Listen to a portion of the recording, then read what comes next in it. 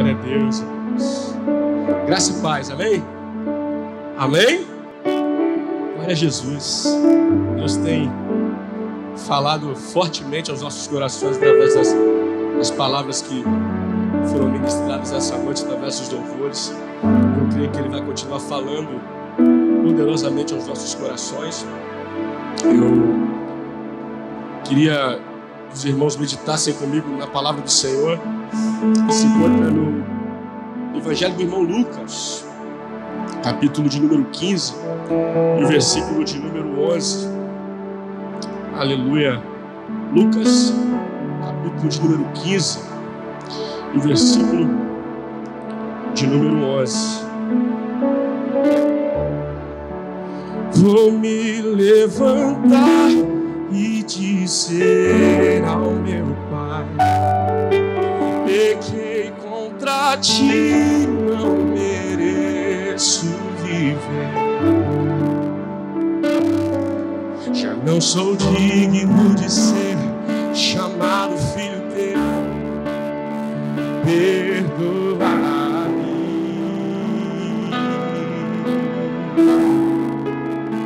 Mas o amor que meu Pai tem por mim é bem maior do que tudo que eu fiz. Aleluia. Me encontrando, me abraçou, me perdoou. Hoje sou feliz.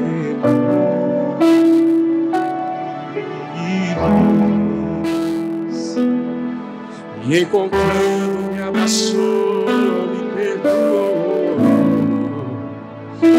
Hoje sou feliz.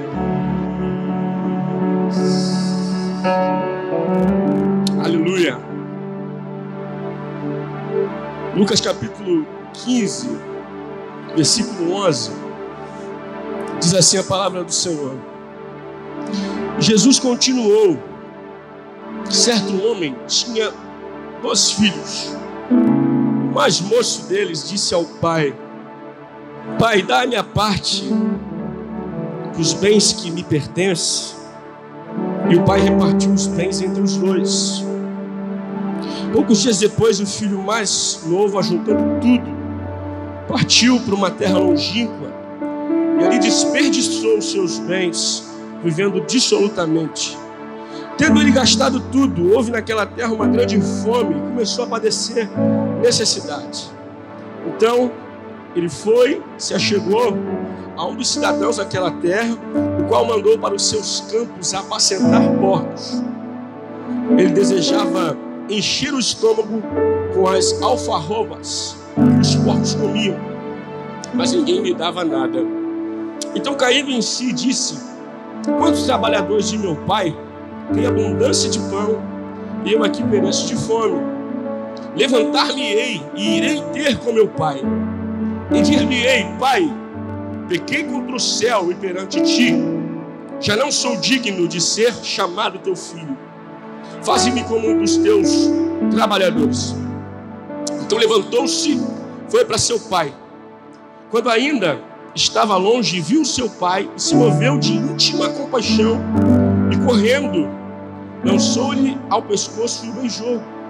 O filho lhe disse: Pai, pequei contra o céu e perante ti, já não sou digno de ser chamado teu filho. Mas o pai disse aos seus servos: trazei-me depressa a melhor túnica e vestiu com ela, e pondo-lhe um anel na mão e sandálias nos pés. Trazei-me o bezerro cevado e matai, comamos e alegremos, pois esse meu filho estava morto e reviveu, tinha se perdido e foi achado. E começaram a se alegrar-se. E deixa eu pular aqui para o versículo 29. Mas ele respondeu ao seu pai: olha, sirvo-te há tantos anos, o irmão mais velho, sem nunca transgredir o teu mandamento, e nunca lhe deste um cabrito para alegrar-me com os meus amigos. Pai, essa é a tua palavra, Senhor. Deus, eu peço a ti nessa hora que o Senhor tome a direção dos meus lábios. O Senhor tem ministrado ao meu coração e eu creio que vai ministrar o coração dos teus filhos a tua palavra, Senhor. Que Que o Senhor venha usar os meus lábios, que eu possa ser instrumento do Senhor nessa noite para a tua igreja, os teus filhos aqui presentes, que nós aqui presentes, toda a igreja reunida, possamos estar com o coração aberto para receber a tua palavra, com um coração sensível, que o Senhor possa, Pai, encontrar espaço nos nossos corações, ó Pai, que a tua palavra venha ser, Pai, cravada no nosso coração, assim como o salmista disse: guardei a tua palavra na tábua do meu coração, para não pecar contra ti. É a tua palavra que nos mantém, é a tua palavra que nos direciona, é a tua palavra que nos mantém de pé, é a tua palavra que nos livra do pecado, é a tua palavra que é a nossa bússola, que é o nosso guia para vivermos nesta terra. Senhor, e eu te peço nessa hora, Pai, que a tua palavra venha ser, Pai, de suma importância para nós nesse tempo, que o Senhor venha tocar os nossos corações, que pessoas possam ser alimentadas pela tua palavra nesta noite, em nome de Jesus. Amém. Amém. Glória a Deus. Glória a Deus. Então, esse texto ele fala de uma família. De uma família. Fala de dois filhos de um mesmo pai, filhos de uma mesma mãe. Então, logo, trata-se de uma família. O texto já começa dizendo no versículo 1: certo homem tinha 2 filhos. E a palavra do Senhor nos fala que o filho mais novo, ele pediu ao pai: pai, dá-me parte da herança, ou dá-me parte dos bens que me cabem, dos bens que me pertencem. E é interessante isso porque a partilha de bens, ela ocorria, ela acontecia quando o pai, o chefe da casa, a coluna central da casa, ele passava, ou tinha um vislumbre que ia passar para a eternidade. Então ele reunia os seus filhos, sua família, fazia a partilha de bens, como ocorre hoje. Hoje a gente conhece mais como testamento, né? Quando alguém deixa um testamento, deixa uma herança, deixa algo para os seus filhos, para a sua família, porque sente que vai passar para a eternidade. Mas no caso aqui, aconteceu o inverso, porque a atitude, ela não parte do pai, ela parte do filho mais novo. O pastor sempre prega aqui que o filho, com essa atitude, ele acabou de matar o pai em vida, porque quem fazia isso era o pai. E é interessante que o pai, ele não argumentou, ele não pontuou, ele não fez perguntas. A Bíblia diz que ele lhes repartiu os haveres, ele lhes repartiu a herança. E esse lhes repartiu é que é interessante, porque quando o pai ele decide fazer a partilha de bens, ele não toma atitude focado apenas no filho mais novo. Ele, quando faz a partilha de bens, a pedido do filho mais novo, o filho mais velho, ele automaticamente já sabe qual seria a parte dele. Então veja que aqui o pai ele faz uma partilha equânime, uma partilha perfeita, uma partilha justa. Pense que nós temos aqui, eu gosto muito de usar esse exemplo, nós temos aqui bateria, nós temos teclado, nós temos guitarra. Vamos supor que eu quero fazer uma partilha destes bens que estão aqui, desses instrumentos. Então eu não faço a partilha focado em favorecer um ou outro, porque o pai é justo. E ele pensa comigo: não, olha, a bateria é sua, o teclado é do teu irmão, Isaías. Isaías tem um ciúme desse teclado. O violão é seu. Vou trocar pelo teclado, né? O violão é seu, mas o microfone é do seu irmão. As caixas são suas, os bancos são do seu irmão. Vamos entender dessa maneira, só para a gente exemplificar. Então veja que o pai ele faz uma partilha justa para ambos os filhos. E a Bíblia fala que o filho mais novo, ele pega tudo aquilo que ele havia recebido. Eu acredito que tudo foi convertido em dinheiro, já que ele não podia sair com uma fazenda nas costas. Ele converte tudo aquilo em valor peculiar, em importância, em dinheiro. E a Bíblia fala que ele vai para uma outra terra. E a Bíblia fala que lá ele desperdiça tudo. Ele passa a viver dissolutamente. E é por isso que o nome desta parábola chama-se a parábola do filho pródigo.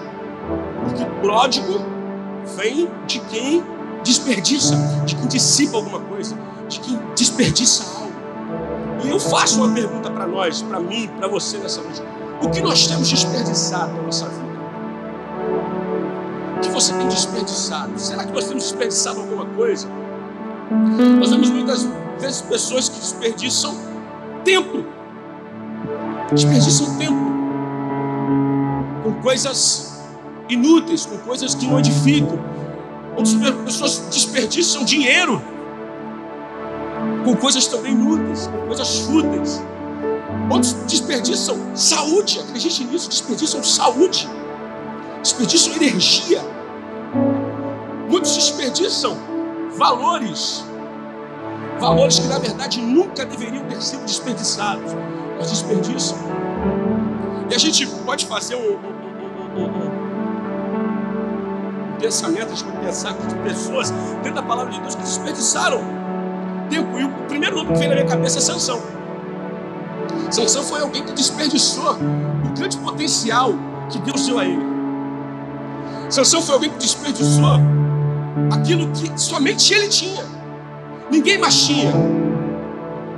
Sansão, ele foi um homem que foi escolhido por Deus a dedo, desde o ventre. Ele já nasceu com um propósito. Nós cantamos aqui há alguns dias que eu fui feito, né? Para o teu louvor, o louvor da Laura Salderes. Eu fui feito. E acredite, nós fomos feitos para um propósito. Você foi feito para um propósito. A Bíblia fala que Deus é quem sabe o que pensa ao meu e ao seu respeito. E a Bíblia fala, eu quero trazer isso como uma boa notícia para você, que os pensamentos de Deus ao nosso respeito são pensamentos de paz. Muitas vezes nós mesmos nos colocamos para baixo. Nós mesmos achamos que não valemos nada. Mas eu quero dizer uma coisa para você nessa noite. Você foi feito para um propósito. E os pensamentos do Senhor a seu respeito são pensamentos de paz. No entanto, nós vemos pessoas vivendo uma vida turbulenta, uma vida bagunçada, uma vida enrolada, uma vida que Deus não sonhou para ela, aquela vida. Uma vida que eu acredito. Ontem mesmo a gente estava conversando, eu e o presbítero, e ele falou algo interessante, né, presbítero? Que ele passou por uma comunidade e lá ele viu pessoas vivendo uma vida totalmente deplorável, situações vivendo em ambientes inabitáveis, tomadas pela droga, tomadas pelo álcool, tomadas pelo crack. E ele contando para mim, ele falou: cara, eu não consigo me conformar com isso. Eu olho para essas pessoas e eu sinto um sentimento de compaixão, e eu não consigo entender isso. Como alguém que foi criado por Deus chega a um ponto como esse. Eu falei: é verdade. Ele falou: as pessoas que eu conheço, né? O presbítero está falando isso comigo, conversando isso comigo. Ele falou: as pessoas que eu conheço já têm aquilo como normal. As pessoas já acham que o normal passa e circula e transita por essas pessoas e acham isso normal. Mas eu não consigo ver isso como algo bom. Eu não consigo me acostumar com essa ideia. E é verdade. Nós muitas vezes vemos pessoas com uma vida que Deus não sonhou para ela. Mas por que isso? Porque desperdiçou o tempo. Porque desperdiçou valores que nunca deveriam ter sido desperdiçados. Porque desperdiçou um tempo com a família. Porque desperdiçou um tempo da comunhão com os irmãos. Porque desperdiçou o potencial que Deus deu. Quantas pessoas que têm vivido uma vida de problemas que na verdade não precisavam estar passando, mas porque em algum ponto desperdiçou alguma coisa. E veja, Sansão foi um homem que tinha potencial para livrar toda uma nação. Ele tinha um potencial tão grande. E quando a gente começa a ler a história de Sansão e ver a história de Sansão, a gente fala, cara, que potencial desperdiçado. A gente vê por vezes pessoas que têm dons, que cantam, que ministram a palavra, que sabem conversar, que são pessoas que são desenroladas nos seus relacionamentos, são fáceis de lidar com outras pessoas, que têm facilidade nos relacionamentos. Isso, cara, isso é um dom que Deus te deu. Isso é algo, isso é uma ferramenta que Deus te deu e que você precisa usar em prol do reino. Às vezes a gente vê pessoas com tanto talento, com tanto dom, mas tem desperdiçado tudo isso. Eu quero dizer uma coisa para você: não desperdice o que Deus te deu. Não desperdice a autoridade que Deus te deu. Deus nos chamou para estarmos atentos, para estarmos ligados, para estarmos em movimento. Veja a vida de Jesus. A vida de Jesus era um constante movimento. Jesus não ficava parado o tempo todo, era ensinando, era curando, era pregando, era transformando a vida de alguém, era transformando a realidade sistêmica. A terra tremeu. Ele dividiu a história em duas, porque a vida dele era um constante movimento. Ele não desperdiçava o seu tempo com conversas alheias. Ele não parava para conversar com as pessoas sobre teologia, sobre coisas que não levavam ninguém a nada. A vida dele era um constante movimento. Jesus amava a gente, Jesus amava pessoas. Jesus gostava de se relacionar com gente. Jesus gostava de transformar a vida das pessoas. E nós precisamos viver nessa linha de raciocínio, nessa linha de pensamento. Não desperdice, querido. Deus te deu um dom, Deus te deu uma autoridade, Deus te deu uma palavra. Não desperdice isso. Eu gosto muito de frisar isso. Sansão, um homem de Deus, um homem que matou 1000 com uma queixada de jumento, um homem que conseguiu levantar as portas de uma cidade inteira junto com seus ferrolhos. Ele levou a um lugar tão distante que ficava quase que impossível do povo filisteu trazer os portões da cidade de volta. Eu estou falando de uma porta de uma cidade, não uma porta de uma casa, que a gente pode movimentar as portas de uma cidade, porque naquela época, nos tempos antigos, as cidades eram muradas e havia portas na cidade, e as portas representavam a autoridade da cidade, a beleza da cidade. Os juízes, as pessoas que julgavam nas portas. E o homem que plantou o terror fez a lenha no povo inimigo. O homem, a Bíblia fala que o Espírito Santo, ele se apossou tão possantemente na vida de Sansão num certo momento, que ele conseguiu matar um leão como quem mata um cabrito. De tão grande era o talento, a unção, o Espírito Santo estava na vida de Sansão. Mas houve um tempo que ele foi desperdiçando isso. E eu quero te falar uma coisa: ele não desperdiçou isso de uma hora para outra. Sansão, ele vai se perdendo aos poucos, ele vai desperdiçando aos poucos, ele vai se afastando de Deus aos poucos, ele vai perdendo a unção aos poucos, ele vai perdendo o Espírito Santo aos poucos. Querido, nós vivemos um tempo hoje que é como se Satanás, ele montasse um sistema e às vezes a pessoa própria se mata aos poucos. Melhor, é como se Satanás causasse uma hemorragia em alguém e essa pessoa vai morrendo aos poucos. Você vai desperdiçando tempo com Deus, vai desperdiçando a comunhão, vai desperdiçando o que Deus te deu. Chega um tempo que você está morto e você vai ver que você está numa situação que é só Deus para te socorrer. Então não desperdice, querido. Veja, esse jovem, ele desperdiçou tudo muito rápido.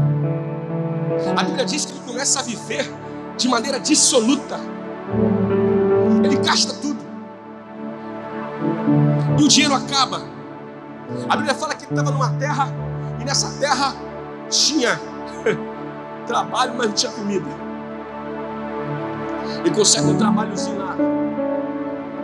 Ele chega a um ponto que ele tem desejo de comer a comida dos porcos, de encher o seu estômago com a comida dos porcos.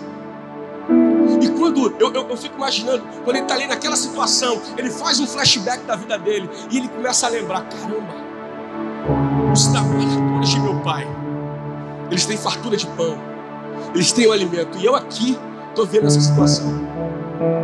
Então veja, entenda que, pelo que a palavra de Deus diz, o pai desse moço era alguém bem sucedido, era alguém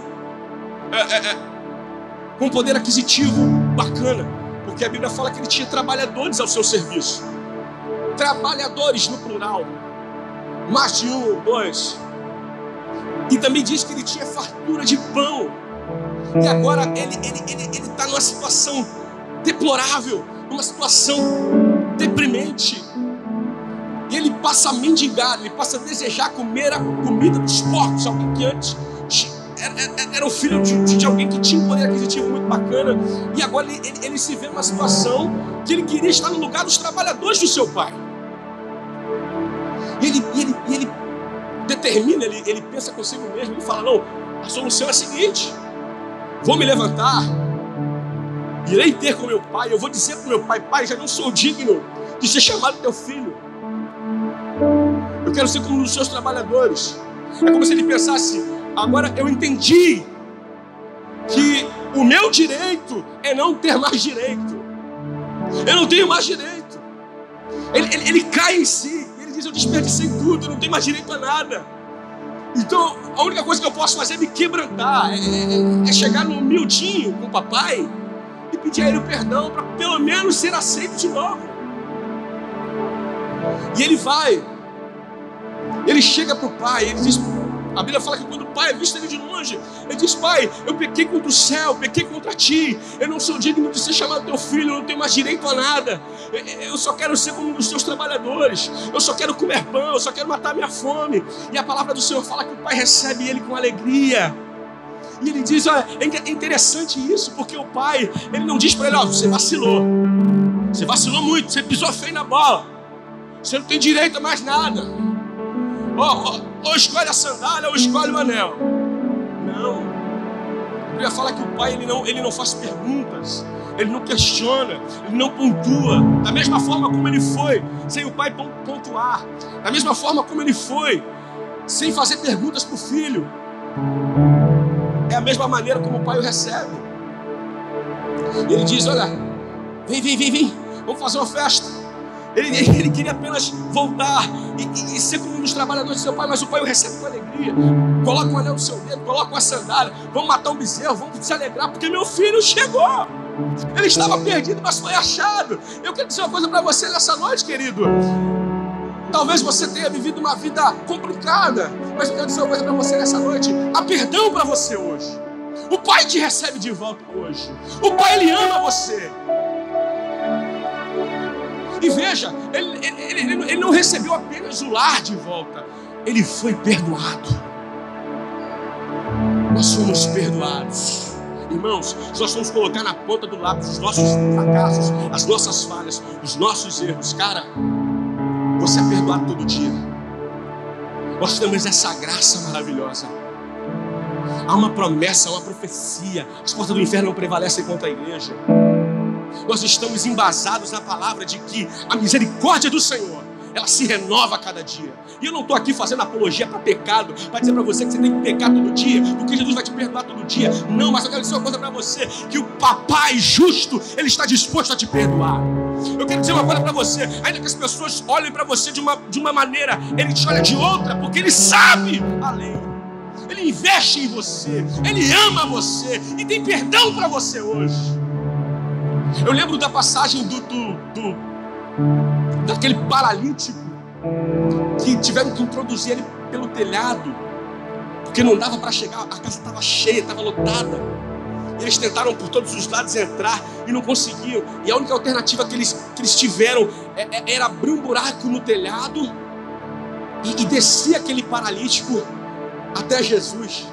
E sabe o que é interessante? Você lembra dessa passagem? Você lembra o que Jesus falou para aquele moço antes de curar ele? Jesus disse para ele: olha, os teus pecados estão perdoados. Isso causou um alvoroço na casa onde estavam fariseus, mestres da lei, os 007 de plantão. Estava todo mundo ali buscando algo para poder prejudicar o mestre. E os caras ficaram se perguntando em pensamento: quem é esse? Ele diz blasfêmias. Porque só quem pode perdoar pecados é Deus. E eu entendo com isso que muito mais do que curar aquele paralítico de modo físico, muito mais do que fazer ele andar, Jesus queria curar o interior dele, a alma dele. Porque existem pessoas que vivem aparentemente uma vida sadia, uma vida saudável, uma vida legal, e tudo bem, está tudo tranquilo, mas o reino que há dentro dele precisa ser mudado. O pensamento dele precisa ser transformado, a mente dele precisa ser mudada.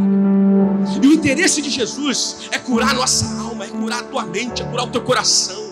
O interesse de Jesus, muito mais do que te dar saúde, muito mais do que te dar coisas materiais, é curar a tua vida, é curar o teu coração, é te dar perdão, é dizer para você que Ele te ama.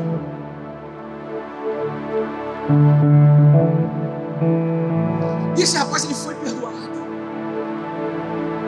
Mas é muito interessante a gente analisar alguns pontos aqui.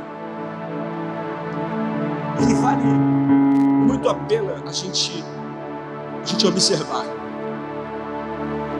A Bíblia fala que o pai faz um banquete, promove uma festa em confraternização pela volta do filho que havia se perdido.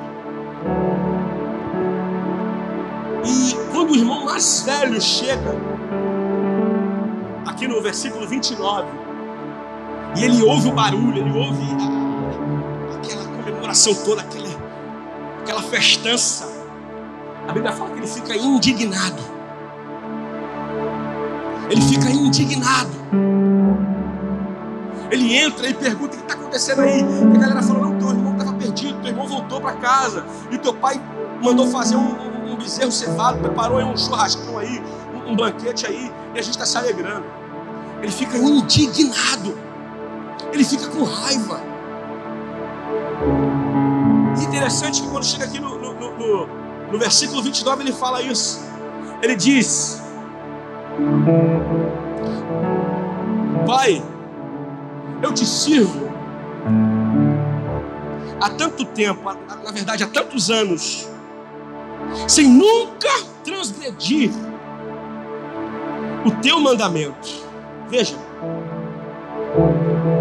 sem nunca transgredir o teu mandamento, e nunca me deste um cabrito para alegrar-me com os meus amigos.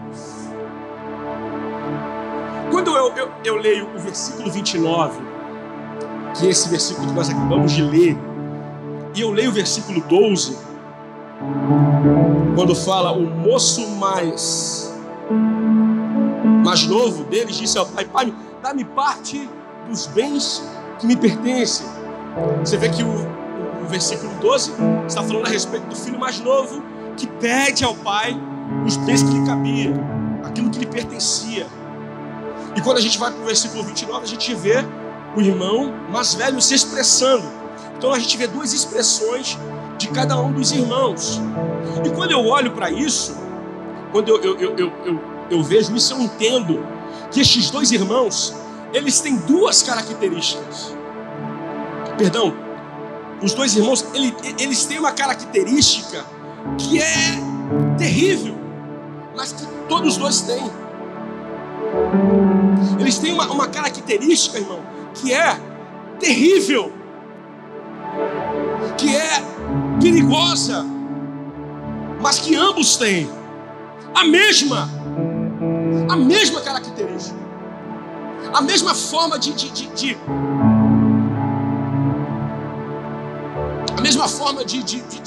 proceder. Quando você lê o versículo 12, porque um diz assim: pai, dá-me parte dos haveres que me cabem, dos meus bens, porque eu tenho direito. E o outro diz, lá na frente, depois que o irmão volta para casa, ele fala: pai, eu nunca transgredi os teus mandamentos.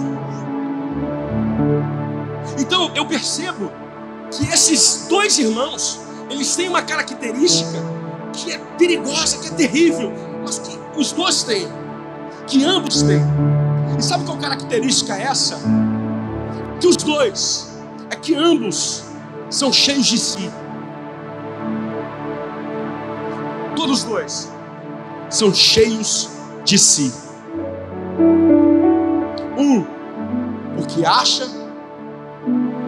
que merece, porque diz: eu quero o que me pertence porque eu tenho direito. E, como já dito, depois ele entende que não tinha direito a nada, que o direito dele era não ter direito. E o outro, porque acha que é perfeito, porque acha que é perfeito. Olha o que ele diz: eu nunca transgredi o teu mandamento, eu nunca vacilei, eu sempre te servi na linha, na íntegra, eu nunca transgredi os seus mandamentos, eu nunca te desobedeci, eu nunca fiz nada errado. Isso demonstra que todos os dois são cheios de si.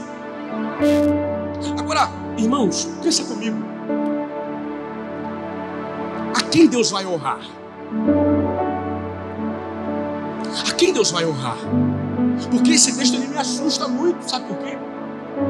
Porque esse texto ele quer dizer para nós que é possível ser cheio de si lá fora. O cara sai, pega tudo aquilo que seu pai tinha conquistado, pega toda a sua parte, gasta e faz coisas terríveis, mete o pé na jaca, mas volta. Então é possível ser cheio de si lá fora, mas também é possível ser cheio de si dentro da casa do Pai. Dentro da casa do Pai. Nós cantamos, nós louvamos, nós adoramos, nós rasgamos o véu. Nós precisamos muitas vezes ser tratados do eu, da arrogância, da vaidade. Você lembra de Eucana? Você lembra o que Eucana falou para Ana enquanto ela estava amargurada, porque era uma mulher estéril, porque não podia dar filhos? Você lembra o que ele falou para Ana? Dá vontade até de rir. Ele diz: não sou eu melhor para você do que 10 filhos? Dá vontade de falar: esse cara, ele nem se acha, né? Ele nem se acha. Você viu uma mulher amargurada, uma mulher sofrida, porque ter filhos naquela época era algo muito significativo, irmãos. Hoje muitas pessoas não querem ter muita responsabilidade. A questão social hoje é diferente, os tempos, mas antigamente não. Antigamente, ter filhos era sinal até de riqueza, pois os filhos eram a base estrutural da casa, e era dever dos filhos cuidar dos pais quando esses ficavam mais velhos. Então, ter muitos filhos, ainda mais se fosse homem, era algo muito significativo, era algo muito importante para o judeu da época. E aquela mulher, ela está afundada, imersa em tristeza por causa da sua esterilidade. Era uma mulher que ela vivia sendo afrontada pela sua, a Bíblia chama de competidora, Penina, porque esta dava filhos e ela não. E aí me chega o cara ainda e fala: não sou eu melhor para você do que 10 filhos? Ele nem se acha. Aí você diz: mas Alex, ele amava a Ana mais do que Penina? Sim! Ele oferecia a parte mais excelente por Ana? Sim! Mas veja, irmãos, como esta coisa, como este pensamento, como esta atitude de ser cheio de si é tão sutil, é tão perigosa. Querido, que a nossa vida ela possa ser de consciência. Veja, o filho mais novo, ele volta relativamente bem. Ele entende que ele não tinha mais direito. Ele entende que ele precisava apenas de um lugar, e ele precisava se derramar, ele precisava ser humilde diante do Pai. Ele precisava obter o perdão do Pai e se condicionar àquilo que o Pai propôs. A proposta que o Pai lhe desse, estou tentando buscar a palavra, mas sumiu.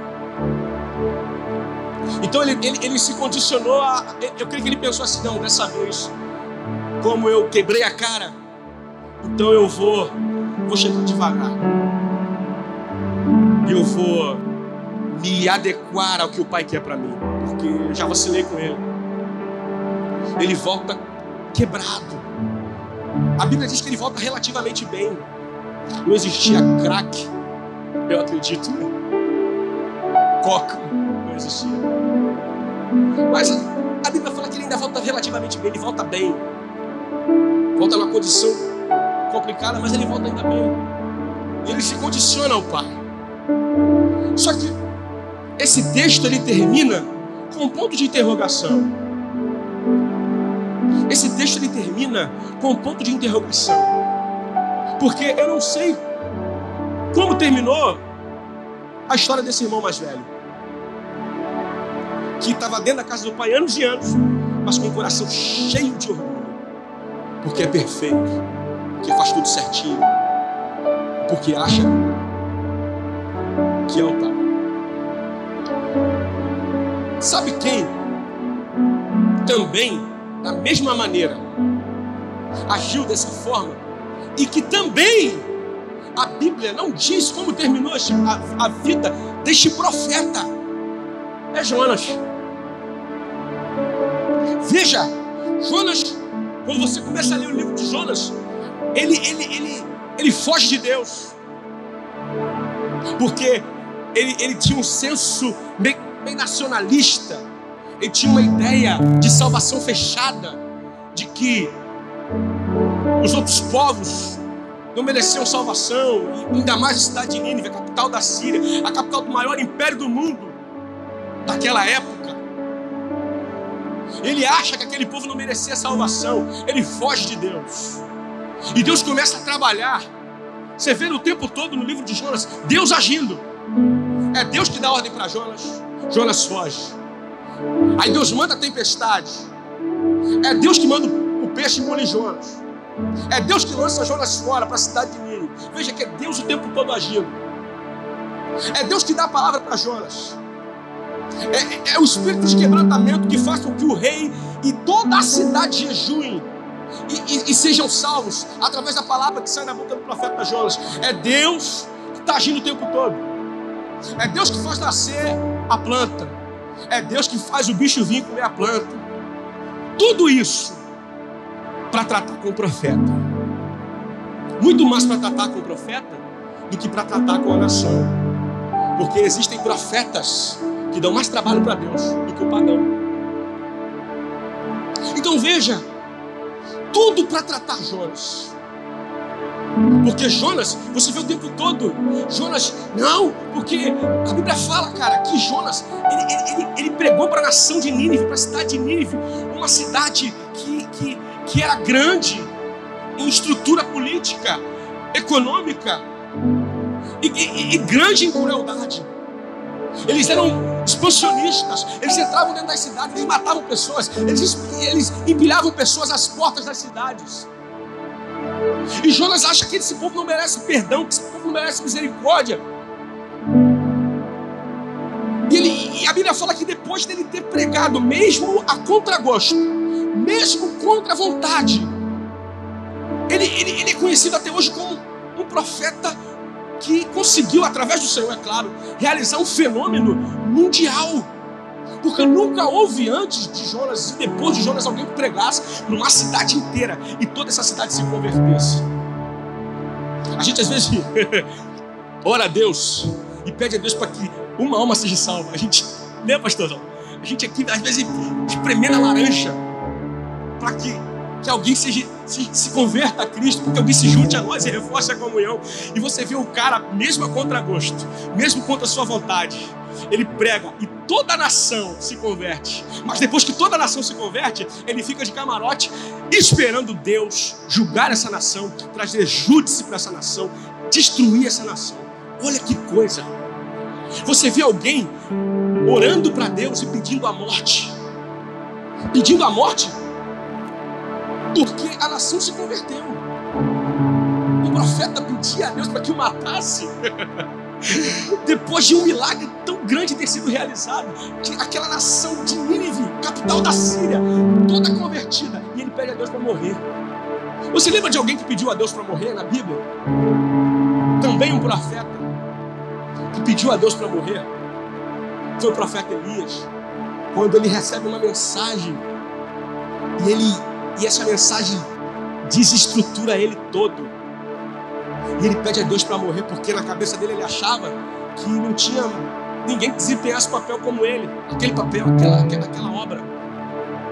Ele acha que ele está sozinho. Ele fala, Senhor, eu quero morrer porque eu não sou melhor do que meus pais. E não tem mais ninguém também para cumprir. Ele acha que ele está sozinho. E Deus fala para ele, olha, Elias, espera aí, Elias, calma. Ainda 7.000 que não se curvaram a Baal. Mas tudo bem, Elias está pedindo para morrer por este motivo. Agora, Jonas não. Jonas está pedindo para morrer pelo contrário, pelo inverso. Ele está pedindo a Deus para morrer porque a nação toda tinha se convertido. A Bíblia diz, cara, que o rei da nação jejuou, até os animais jejuaram. E mesmo assim, ele quer que Deus destrua a cidade. E Deus perguntando para ele, cara, é razoável esse teu pensamento? É razoável esse meu pensamento. Esse povo tem que morrer. Veja, Jonas é um profeta do Senhor, que também é cheio de si. Deus faz nascer uma planta, depois Deus manda o bicho comer a planta, o cara fica revoltado, porque a planta fazia sombra para ele, agora o bicho veio, aquele verme veio e comeu a planta.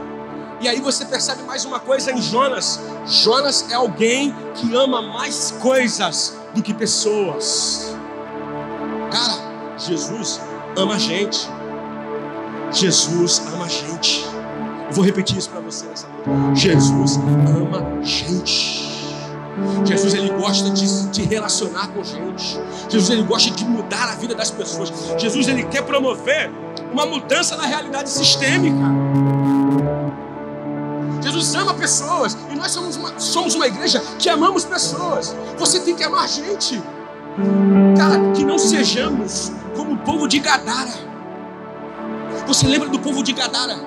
O povo de Gadara está mais preocupado com os porcos do que com a cura de um endemoniado, do que na mudança de alguém que vivia nos cemitérios, que vivia com uma legião de demônios. E eles expulsam Jesus da cidade, porque aquele endemoniado tinha sido curado, e os demônios que estavam nele passaram para os porcos e deu prejuízo para os donos daqueles porcos. Então eles estão preocupados mais com os porcos do que com as pessoas. Que não sejamos assim. O que você se preocupa? Hoje eu estava lendo isso, quando Jesus, ele manda que os seus discípulos vão e preguem, que não levem nada, que aonde eles fossem recebidos, que eles ali ficassem até eles irem embora, que quando eles chegassem numa casa, que eles dissessem que a paz do Senhor esteja nessa casa. Você é um portador da paz de Cristo, irmãos. Você é luz de Cristo nessa terra. Não desperdice a luz que é em ti, querido. Brilhe a luz que é em ti. Se tu fores bem recebido, mantenha a saudação. Mas se não te receberem, saia da cidade, sacuda um pó da cidade, em sinal de protesto. De graça vocês receberam, então de graça vocês darão. Jesus ama a gente, irmãos. O prazer de Deus é curar você. O prazer de Deus é transformar você, para que você seja canal de Deus, para que outras vidas sejam abençoadas também. Mas para isso nós precisamos nos esvaziar de nós. Amém? E nós não sejamos como este moço, esse irmão mais velho, em que o texto termina não dando honraria para ele. Veja, dois irmãos. O foco, quando você lê a passagem do filho pródigo, o foco é justamente do filho pródigo.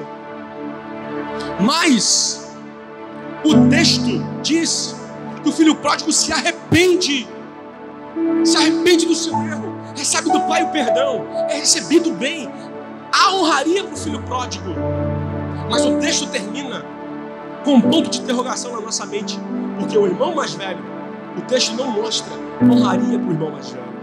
Da mesma forma que a passagem de Jonas não mostra o que aconteceu, se Jonas entendeu a mensagem que Deus queria dar para ele, através dele, mas muito mais para tratar com ele do que para tratar com as pessoas. Irmãos, eu quero finalizar, mas eu quero, Deus ele vai trazer na memória. Eu gosto muito de João Batista e do que Jesus diz a respeito de João Batista.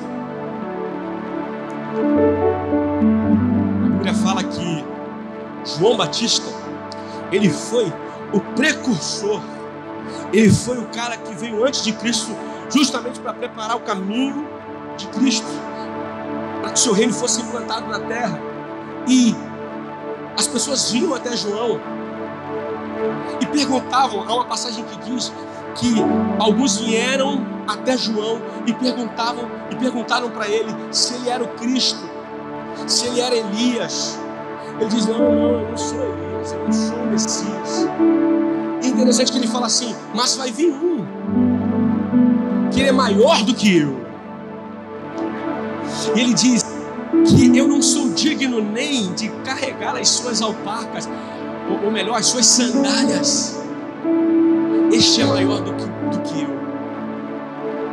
Veja, e olha que João foi um grande homem de Deus. O próprio Jesus chama João de um Elias que voltou naquele tempo, mas que o povo não entendeu, o povo não enxergou. E ele fala: não, eu não sou digno, eu sou apenas uma voz que clama no deserto. Eu não sou digno nem de carregar as suas sandálias, mas o rei, o grande mesmo, está vindo aí. Eu sou só uma voz. A humildade desse homem. Aí daqui a pouco, mais à frente, você vê Jesus dizendo para algumas pessoas, ele diz assim: olha, dos nascidos de mulher, ou melhor, das pessoas que já nasceram, não há ninguém maior do que João Batista. Olha que coisa linda. João Batista, ele se humilha, ele com toda a humildade, ele diz: eu sou apenas uma voz que clama no deserto. Aí depois vem Jesus e fala: olha, as pessoas que já nasceram, não há ninguém maior do que João Batista. Ele se quebranta, e depois vem o Senhor e o exalta. Querido, que nessa noite, na nossa vida, venha haver sobre nós, é o meu pedido, isso serve para mim, como já dito, esse sentimento muitas vezes é sutil, é sorrateiro. Muitas vezes nós nos pegamos vaidosos, irmãos. Isso é muito sério. Nós nos pegamos vaidosos, mas que nós possamos ter em mente que o Senhor ele se agrada de um coração que esteja completamente esvaziado. Que o teu coração possa estar esvaziado, para que Deus ele te encha do seu poder, para que Deus ele te encha de perdão, para que Deus ele te encha de alegria, para que Deus ele te encha de paz. Que a sua mente possa estar esvaziada, que você possa ser, que nós possamos ser humildes de espírito, para que a glória de Deus cresça em nós. Nós cantamos: mais de ti, menos de mim, que Ele cresça, que eu diminua. Irmãos, vamos viver o que cantamos, vamos viver o que pregamos, vamos tentar viver a humildade que temos em Cristo. Eu muito me alegro, irmãos, quando eu vejo pessoas despretensiosas, pessoas simples, pessoas que não fazem a obra de Deus visando se autopromover através disso, mas promover o nome de Cristo. Quando eu vejo os meus seus irmãos unidos em alegria, em amor, porque entendem que o nome do Senhor precisa ser glorificado, porque entendem que o reino dos céus é tomado à força, porque entendem, cara, que para ser grande precisa primeiro ser menor, que entendem, querido, que o caminho, o lugar onde devemos alcançar em Deus não é um elevador, é uma escada, porque entendem que para ensinar precisa primeiro aprender. E que a sua vida em Deus não sirva como vaidade para você. Que você não se orgulhe porque você faz alguma coisa, mas que você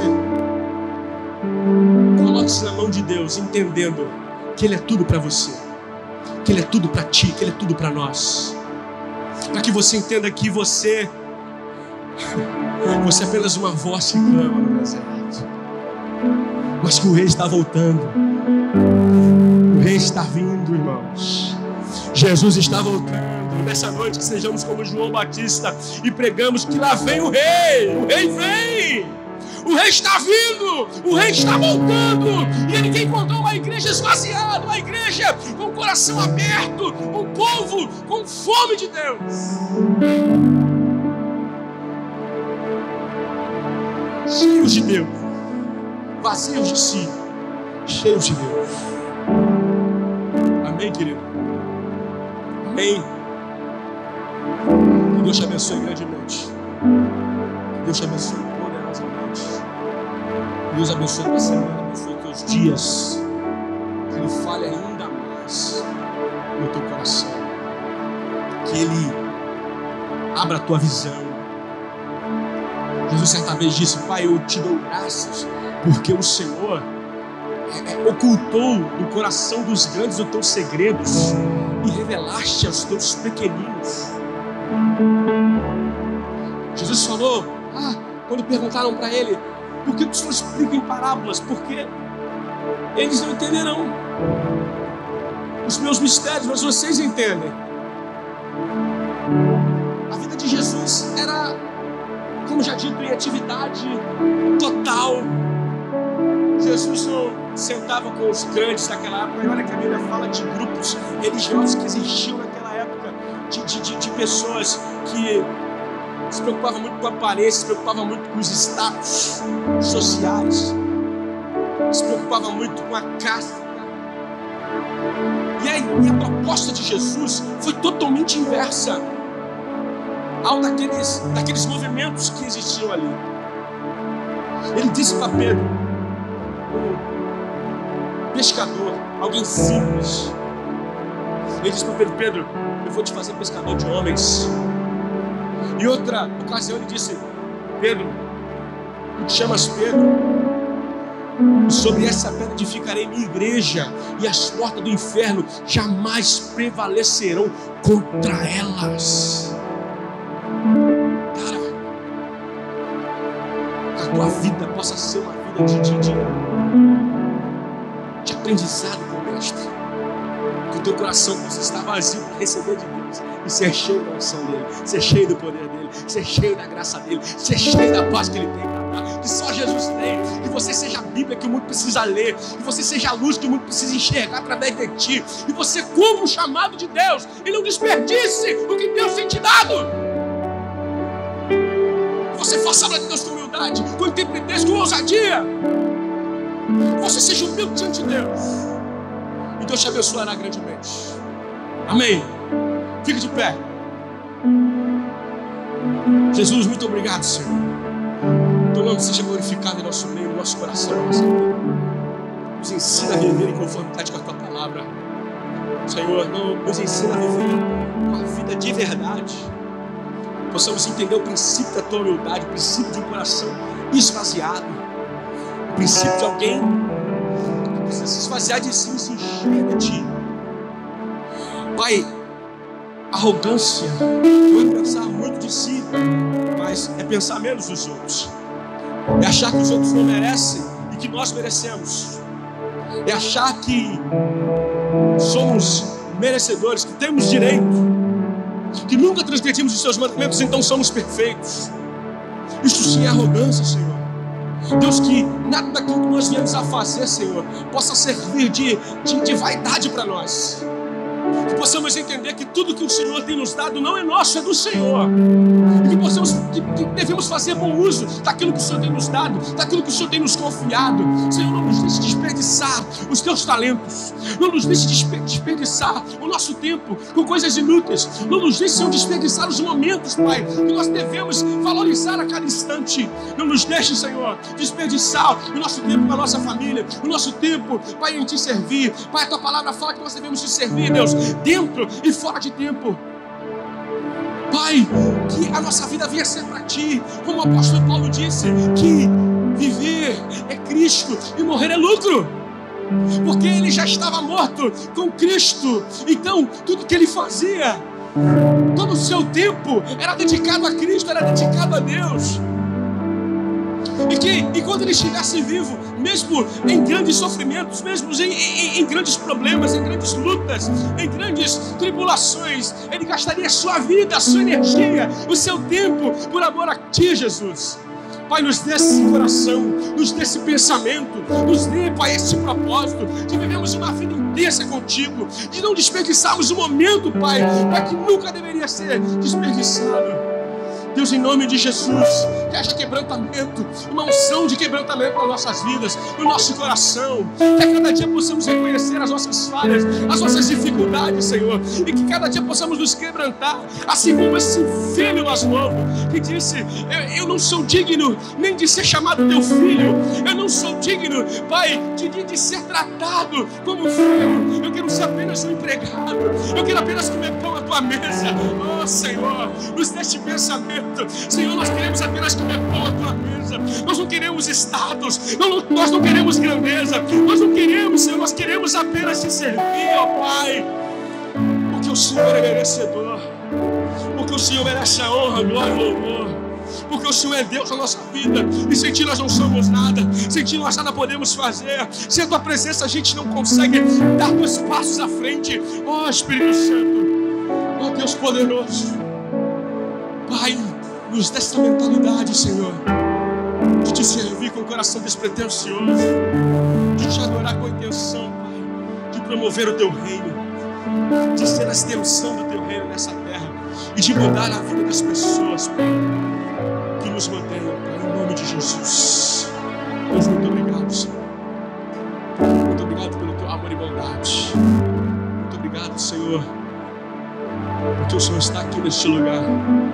Por tudo que o Senhor tem ministrado nos nossos corações, vai continuar ministrando. Nós queremos te exaltar, meus Deus. Cante comigo assim, ó.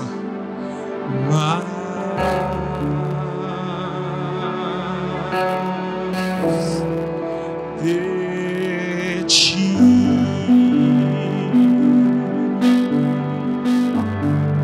Aleluia.